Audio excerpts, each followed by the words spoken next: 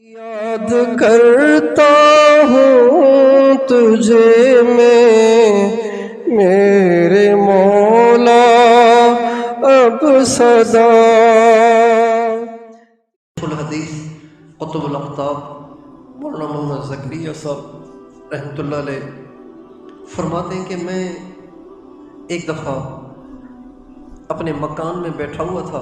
حضرت شیخ کے مکان کا نام تھا کچا مکان، جو کہ اس وقت کچا تھا، اب تو پکا ہو گیا ہے، لیکن اب تک بھی اس کو کچا مکان کہتے ہیں۔ اس میں حضرت بیٹھ کے تصنیف و تالیف کا سارا کام کرتے تھے۔ تو فرماتے ہیں کہ اچانک میرے پاس رئیس الاحرار حضرت مولانا حبیب الرحمان صاحب آ گئے۔ بڑے عالم تھے، بڑے بزرگ تھے، احرار کے امیر تھے۔ احرار وہ جماعت تھی جو ختم نبوت کے لیے محنت کرتے تھے، قادیانیوں کے خلاف محنت کر رہے تھے۔ تو وہ تشریف لے آئے اور کہنے لگے میں جا تو کہیں اور رہا تھا، یہاں سے گزر تھا، تو میں نے کہا میں آپ سے ایک سوال کر لوں، آپ اس کا جواب تیار کریں، جب میں آؤں گا تو آپ سے آ کے جواب لے لوں گا۔ حضرت شیخ نے فرمایا سوال کیجیے۔ ان کا سوال یہ ہے کہ یہ تصوف کیا بلا ہے؟ تصوف کیا بلا ہے؟ بلا کا لفظ انہوں نے اس لیے استعمال کیا کہ میں دیکھتا ہوں کہ سارے بزرگ اتنی اس کو اہمیت دیتے ہیں، نہ کہیں قرآن میں اس کا تذکرہ، نہ کہیں حدیث میں اس کا تذکرہ، اور ہمارے سارے اکابر نے اتنا اس کو شدید طریقے سے اہتمام سے اس کو لیا ہے۔ یہ کیا ایسی بلا ہے جس کی وجہ سے اس کو اتنا اہتمام دیا جاتا ہے؟ تو یہ میرا سوال ہے، آپ اس کا جواب تیار کریں، واپسی میں لے لوں گا۔ حضرت فرمانے لگے مولانا جواب کی تیاری کی حاجت نہیں، آپ ساتھ ساتھ لیتے جائیں۔ کا کیا جواب ہے؟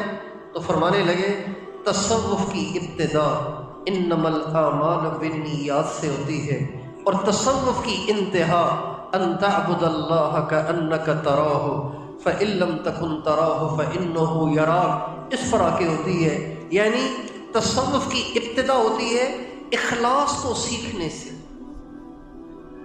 یہ تصوف کی ابتدا ہے، اخلاص کو سیکھنا، کہ صرف اللہ کو راضی کرنا، اس کو سیکھنا، اور یہ سیکھتے سیکھتے سیکھتے سیکھتے اس مقام پہ پہنچنا کہ جس مقام پہ پہنچنے کے بعد جب آپ اللہ کی عبادت کریں تو آپ کو یوں لگے گویا اللہ آپ کے سامنے ہے، آپ اللہ کو دیکھ رہے ہیں۔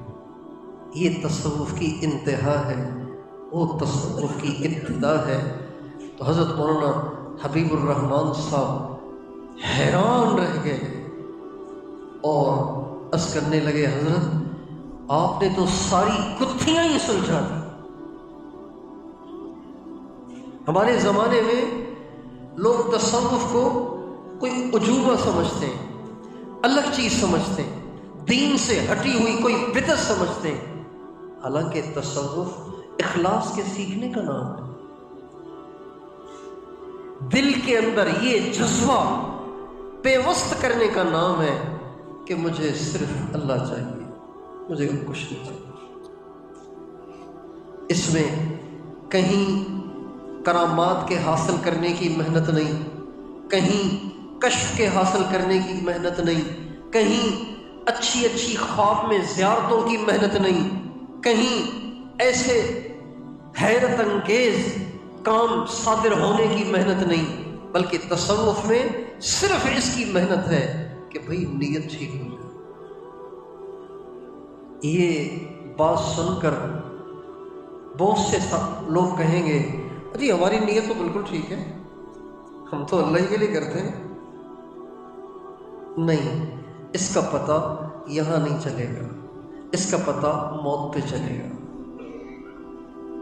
اس کا پتہ مرنے سے پہلے کبھی نہیں چلے گا، اس کا پتہ چلے گا موت پر کہ کس کے لیے کیا تھا۔